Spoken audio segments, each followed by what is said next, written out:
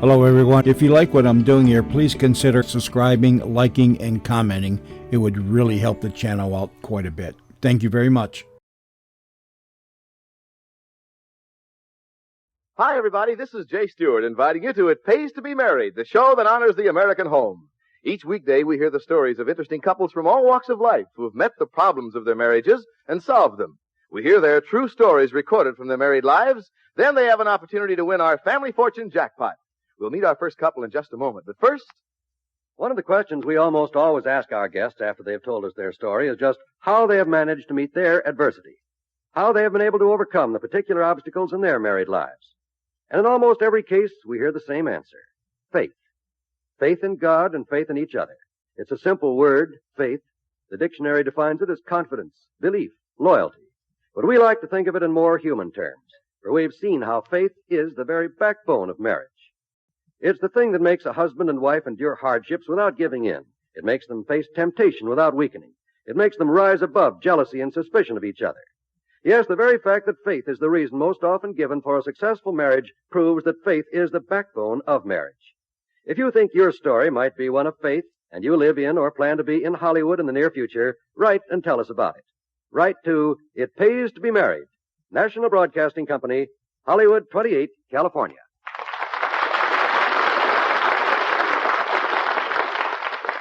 now meet our first couple today. From Los Angeles, Mr. and Mrs. Irwin T. Porter. After 24 years of marriage, the Porters have a problem that still isn't solved. What is this problem, Mr. Porter? Why, Jay, my wife's never been on time ever since I've been married. She's always late.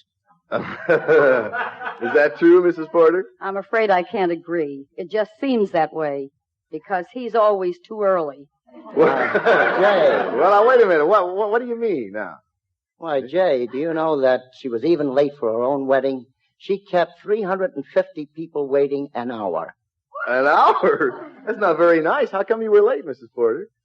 Well, first of all, that was my big day, my big moment, and I wanted to make the most of it. Yeah. I believe you'll agree that's perfectly natural. Well, sure. Besides, I felt I was the star of the show, and my guests wouldn't leave. They hadn't any place to go. It was Sunday. Uh-huh. There was a free meal waiting, and nothing was going to happen till I got there. Besides, I wasn't an hour late. It was only 45 minutes. Oh, well, that makes a lot of difference, 15 minutes. I guess you thought you were being stood up, Mr. Porter. I sure did, because I was used to it. All through her courtship, she was always late. And still is late? Gosh, That's now, right. Wait a minute now. You've been married 24 years, That's is it? right, Jay. And she has never been on time for anything? I mean, not just once even? Well, now that I think back, there was one time at a charity function. When? Oh, it was last summer. Last summer at a charity function. Well, tell us about that, Miss Porter. This was a charity in which I was very much interested, and I had intended and did make every effort to be on time. Uh-huh. And I was on time, because I got up at 6:30. Yeah. There was a luncheon at noon, and I was going to be there. You got up at 6:30 to That's get there right. at noon, huh? I kept checking my wristwatch every few minutes. She even had me checking the radio to see every few minutes To see if the that clock the was time right? was right.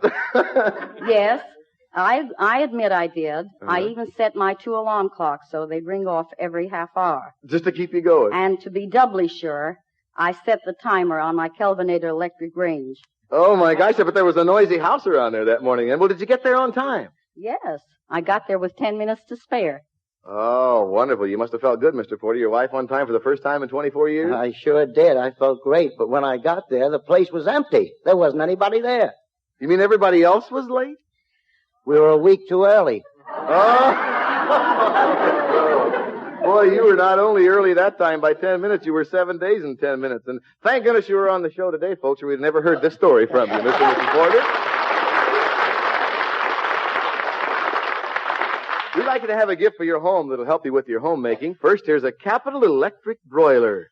It broils at 4 adjustable heat levels and has a special grill on top, cooking done in half the time. And here's a Grand. personal gift for each of you. You're welcome. For the best time of your lives, attractive and dependable Whitnor watches. Oh, thank you, Jay. Wonderful. You're welcome. They're the distinguished product of the Longines Whitnor Watch Company. Now, in just a few moments, you're going to get a crack at our big Family Fortune jackpot filled with wonderful prizes and $250 in cash. And thanks so much for being with us.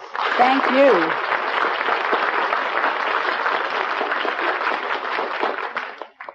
During the past quarter century, more listeners have enjoyed more radio programs on NBC than on any other network.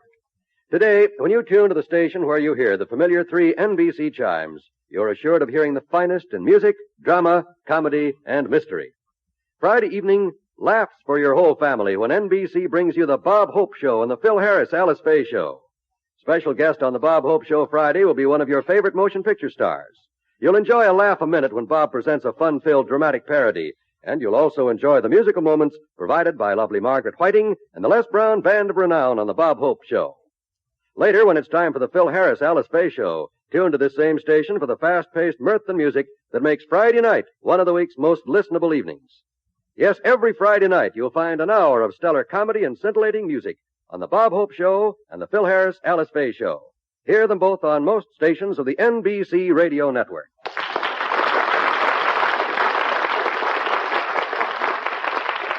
Right now, we'd like you to meet a couple of residents of the San Fernando Valley, Mr. and Mrs. Jimmy Wakely. Jimmy Wakely is the popular movie, radio, and recording star. Hi, Jimmy. Hi, how are you? I'm fine. You know my wife, Inez, don't you? Sure. Hi, Inez. Nice to have you folks here today. I understand, Jimmy, your career as a singer dates clear back to 1935 in Rosedale, Oklahoma, your hometown. And even as a boy working on your father's farm, you strummed a guitar and sang whenever you could. Just about drove them all crazy, but occasionally I'd have to get away from the house to give them some rest, and I used to go up to a little filling station there in Rosedale, and a bunch of the boys would get together for jam sessions. Mm-hmm. Through those jam sessions, you met Inez, and you were married a year and a half after you met in 1935.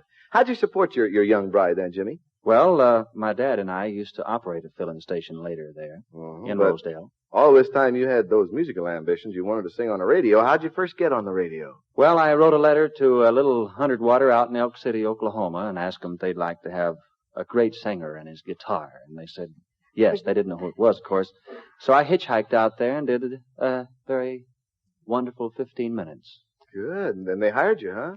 Yeah, they did. Of course, they didn't get any money, but they hired you for free. Well, this singing for free on that small station soon led to singing for pay on a better station in Oklahoma. How much did you get then? Oh, we were really paid then. We got $1 a day, 6 days a week. Oh, brother, $6 a week. Big money then, huh? Yeah. Well, it was a good thing you got some money, though, because by this time you'd taken a fatal plunge into show business and moved with your wife to a tiny apartment there in Oklahoma City, where there was an addition to the Wakely family, right, Mrs. Wakely? Oh, yes, a girl, Deanna, but I had a boy's name picked out. Had a boy's name, but a girl came along. Well, it was touch and go financially, wasn't it, for a while with this new child, Jimmy? Well, it sure was, but I've always thought that if it's the will of God that you can have children, then it's certainly not his will that they should go hungry. Well, you soon got a break when you formed a trio to sing on that big station there in Oklahoma City, didn't you?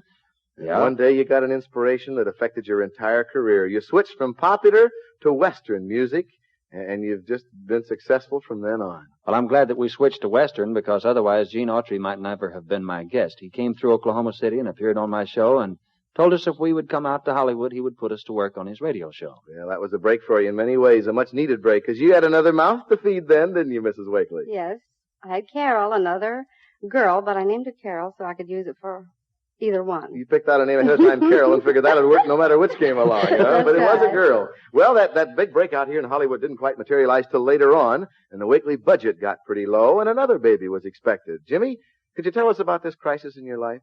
Yes. Shortly after we came here, we didn't yet get on the Autry radio show, and I came in one day, and Inez was sitting in the little old apartment, and she was crying, and she said, well, the doctor told me we got to go back to Oklahoma now, or we can't make the trip. I wasn't ready to go back, and yet I didn't have a job, so I went down to a fellow by the name of George Weeks. He was going to start a series of Western pictures. Told him I had the greatest trio in the world, and price was no object, and he hired us. Well, for scale, that is. Well, sure. That picture job really saved the day, and it led to many, many other successful picture appearances. You've made an awful lot of them. Well, what about that baby you were expecting then, Ms. Wakely? It was another girl, but I'm still saving boys' names. You still had a boy's name picked out? You named this one? Linda. Linda. Mm-hmm. Well, about the time Linda was born, you made your very first recording, Jimmy, which was a big hit. Your first one sold over 1 million copies. The tune was called Too Late, wasn't it? And it almost was too late. Yeah, because we had just about reached the end of the line when we recorded Too Late. Well, since then you've had many, many hit records. Today you have your own network radio show for Bristol Myers, your own television program. You have a lovely home in San Fernando Valley. And just released your first record for choral is Red Deck of Cards, which I'm sure is going to be another big hit.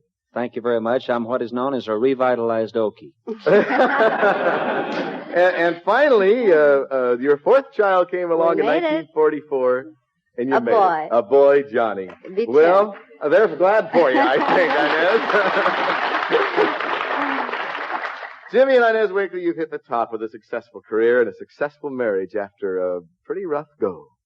Well, thank you very much for allowing us to come over here. And I want to tell you, marriage is a thing that's really wonderful. It's never rough to be married if you have faith in God and faith in each other, because the rest comes as a natural course of good living. It's a wonderful philosophy, Jimmy. And you have your 3 wonderful daughters and a son now. And I just hope they're as lucky as I am. And they find out it pays to be married, too. Well, you two are pretty lucky, I'll tell you that. You're wonderful people. Right now, we have a gift for you, Mrs. Wakely, to keep you looking lovely for your wonderful family. A set of Napier's exclusively designed fashion jewelry, earrings, bracelet, and beautiful Napier necklace. You're welcome. It's jewelry by Napier, makers of the best Fifth Avenue fashion jewelry and silverware. Now, something for you to ride on your Toluca Lake home range, Jimmy. An Excello 18-inch power mower. You get easy-running, dependable, trouble-free performance with Excello mowers constructed of top-quality materials guaranteed not to buck, too, Jimmy. Oh, that's fine. Now then, please stand by for our Family Fortune Jackpot, and thank you so much for taking time out of your busy lives to share your experiences with us. Thank you, Jay.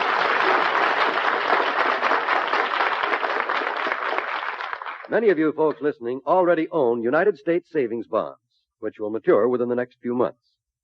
You people know the satisfaction, yes, and the pride that comes from making your dollars work for your country's future.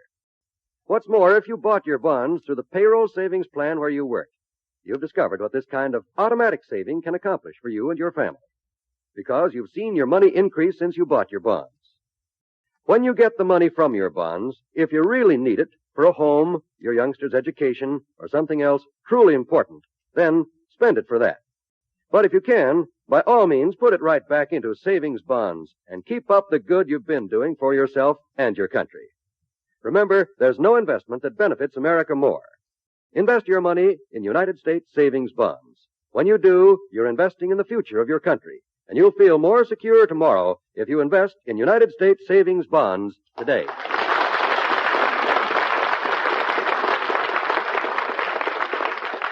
Right now, it's time for that Family Fortune Jackpot. And in the jackpot today, there's $250 in cash, and there's a big, beautiful Tappan gas range with the exclusive chrome-lined oven. Tappan gives you cooking and baking at its best. Good foods just happen when you're cooking on your Tappan. Now, Mr. and Mrs. Wakely, Mr. and Mrs. Porter, I'll ask one question, and you'll get 10 seconds to give me a right answer. Now, each couple submits only one answer. And the couple that answers correctly first will win the Family Fortune Jackpot. You understand how it works? We do. Yep. Okay, listen carefully. Recently, an Air Force pilot hurtled through space at a speed of more than 1,600 miles per hour, the fastest any human being has ever flown.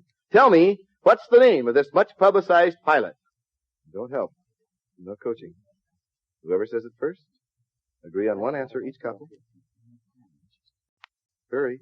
Time's a wasting. McGregor, Krager. McGregor. Taylor. Krager is pretty close to it. It's pretty close, but it isn't quite where we want it. Yeager. Yeager, about 20 seconds too late, Jimmy. You came up with it. Doggone you anyway.